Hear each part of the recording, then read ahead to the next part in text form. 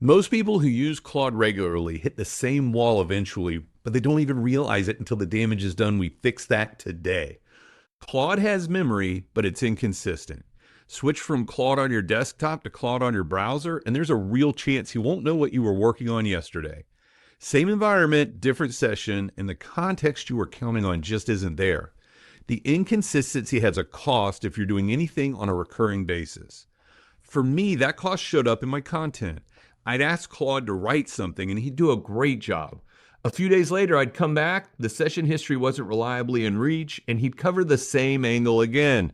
And then neither of us caught it, and over time I had a content library full of repetition and no clean way to track it. That's until I connected Claude to Notion, and that specific problem went away almost immediately. I want to walk you through what I actually built and why it works, because this isn't a use Notion more video. Confession, I've tried to use Notion more times than I want to admit. Not once or twice, multiple times over multiple years. Every time someone told me it changed their life, it changed their workflow, I'd go back in. Every time I'd spend hours going down rabbit holes in the template gallery and close the tab with nothing to show for it.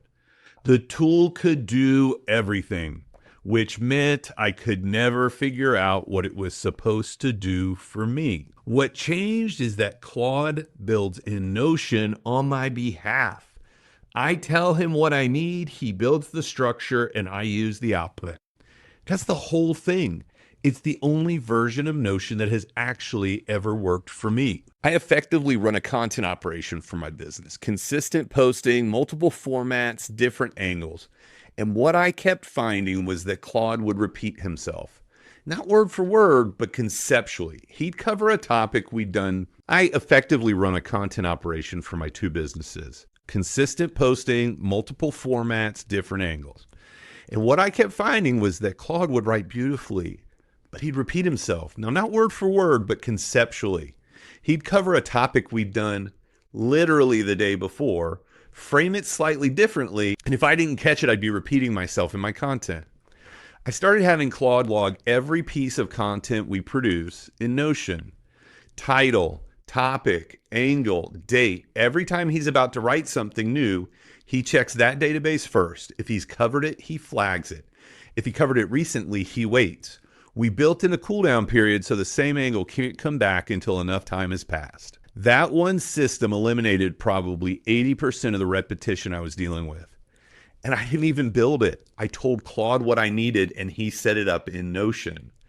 But the content database is just one piece of what Notion is doing now. The bigger thing is that it gives Claude a reliable place to store and retrieve information across sessions and across instances. Project context, frameworks we've built together, reference materials, skills I've developed. When I start a new conversation or switch devices and Claude needs to know something about how my business works or what we've already built, he can pull it from Notion instead of me having to re-explain everything from scratch. The other thing worth mentioning is portability. Notion can connect to other tools, including ChatGPT. So the assets I build with Claude and store in Notion aren't locked to one platform, they travel. That matters if you're working across multiple AI tools the way most of us are starting to. The setup is not complicated. In Claude AI, go to your settings and find connectors. You'll see Notion listed there. You authorize it, point it at your workspace, and Claude can start reading and writing to your databases. The whole process takes about 10 minutes. You don't even have to be a Notion expert. You don't even know how to use Notion.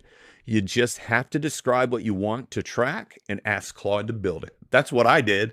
I told him I needed a content inventory that prevented repetition and tracked cooldown periods.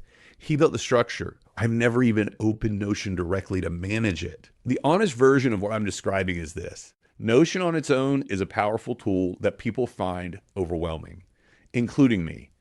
Claude on its own is a more than capable assistant, but whose memory you can't fully rely on across sessions. Together, they solve each other's weaknesses. Claude gives Notion a practical entry point for people who kept bouncing off the tool. Notion gives Claude somewhere consistent to store context that makes it genuinely more useful over time. If you're using Claude for anything on a recurring basis, this combination is worth trying. It's not a technical project, it's a 10-minute setup and a conversation with Claude about what you want to remember. If you found this useful and you'd like to learn more, I'm hosting a workshop on the power of combining Claude and Notion. I'm going to show you how to do it. I'm going to talk about the use cases. I'm going to show you some of the databases that I've built. You will leave the workshop with Notion combined in your first database build. If you want to learn more, put the word combo in the comments and I'll send you the link.